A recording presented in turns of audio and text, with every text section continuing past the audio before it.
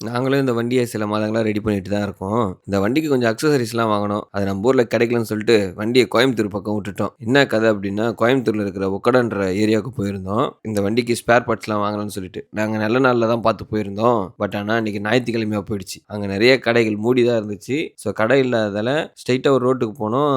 அந்த இடத்துல டியூன் அப்ன்னு சொல்லிட்டு ஒரு கடை இருந்துச்சு. அந்த கடைக்குள்ள போய் நேரா கேட்க ஆரம்பிச்சுட்டோம். கடையில டூ வீலரு, காரு இதுக்கு தேவையான எல்லா அக்சஸரீஸுமே வச்சிருந்தாங்க.